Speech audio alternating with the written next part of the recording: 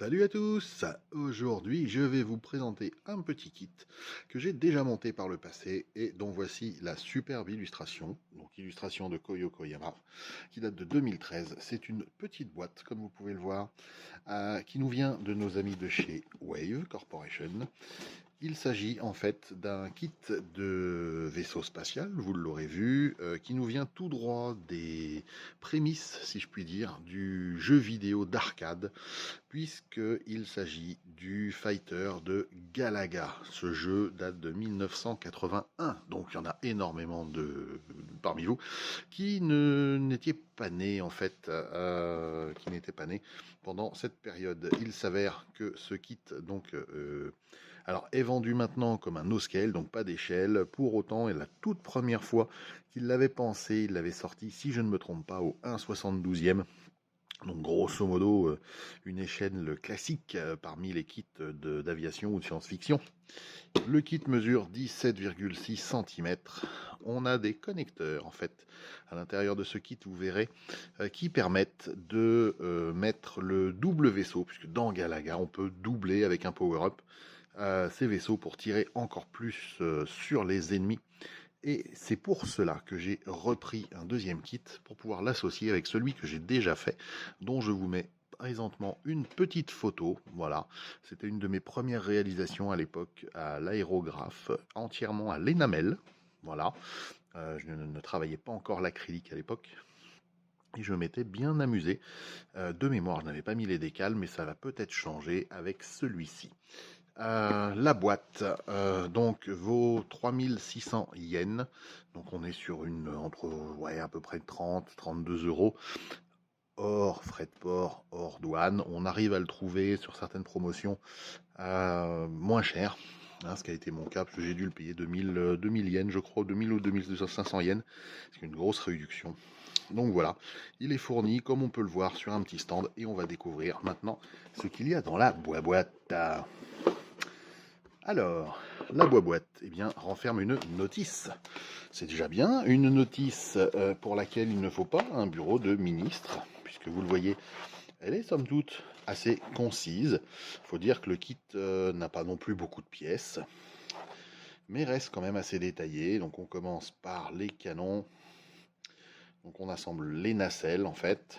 Ensuite on a 3 pièces principales pour le fuselage principal, hein. Ensuite, on rajoute des petits détails.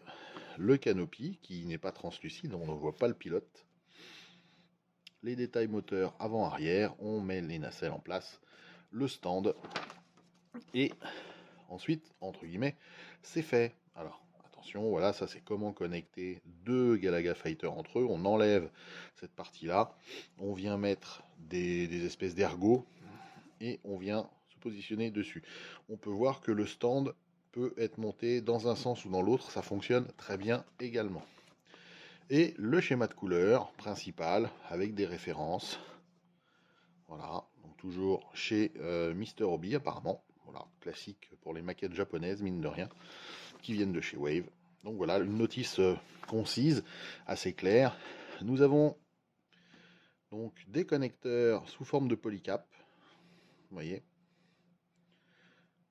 Voilà, donc c'est la PC03 de chez Wave, c'est un kit de chez eux.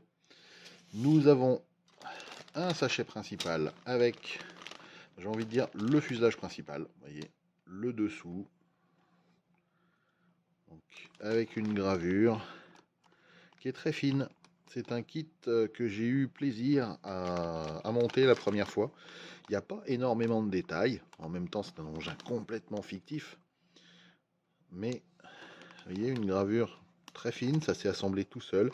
Ça ne s'assemble pas sans colle. Hein. C'est une maquette à monter, à coller et à peindre. Une maquette classique, donc, comme on peut le voir, on n'a pas de couleur spécialement. Et voici les détails des nacelles et des canons. Donc, il faudra poncer également au niveau des jonctions. Mais rien de bien difficile, vous voyez, on n'a pas énormément de pièces. Et la dernière grappe qui regroupe le bloc moteur arrière, si je puis dire. Voilà. Et les 3 pièces du socle. Et ça, ce sont les petits canons qui vont au bout des nacelles. Ah, Ensuite, nous avons la vraie notice de peinture. Donc le schéma de base, le schéma basse visibilité qui est inversé en fait. Nous avons le basique et le low-vis, voilà, avec donc les différentes teintes utilisées. Ça nous permet quand même d'avoir des 4 schémas différents sur une même maquette. Et j'avoue que entre celui-ci et celui-ci, effectivement, il y a très peu de différence, comme vous pouvez le voir. C'est juste le bleu et le rouge qui ont été inversés. Donc on pourrait presque dire player 1, player 2. Hein, sur certains jeux, ça fonctionnait comme ça. Et ensuite le low-vis et le low-vis inversé, donc avec des teintes plus chaudes que sur celui-ci. Voilà. Et ensuite, dernier élément de cette boîte, nous avons des décals qui sont bien fournis, extrêmement fins. On peut faire des marquages en fait complètement fictifs. Et on a aussi des petits logos. Alors, je vous laisse regarder et apprécier. Ces petits logos sont façon 8 bits en fait. Hein, donc ça n'a rien de sexuel, hein, c'est façon vieux jeu vidéo, façon vieil encodage. Donc on est bien sur des trucs sympas. On a ces autocollants là qui sont destinés au socle essentiellement. Voilà. Et énormément de panneaux de marquage qui sont des signes de prévention, d'attention. Attention, il y a ci, il y a ça, voilà, vous voyez. Et les décals sont extrêmement fins. Je ne vais pas regarder si tout le texte était lisible à la loupe, mais ce serait une possibilité. Donc voilà. Je vais pour ma part monter ce petit kit, bien évidemment. Le mettre, je pense, en format fantôme, donc avec une peinture non travaillée comme je l'avais fait sur le premier, mais pour pouvoir l'assembler justement avec le deuxième façon Dual Fighter. Donc j'espère que cette petite revue très rapide vous aura plu et vous aura incité à ressortir vos vieilles boîtes d'arcade et vos vieilles consoles avec Galaga, parce que c'était quand même un jeu super fun sur lequel on se prend pas la tête du tout, puisque on a quand même plusieurs chances, hein, on n'est pas mort à la première fois. Ma foi, abonnez-vous et je vous dis à la prochaine. Ciao ciao.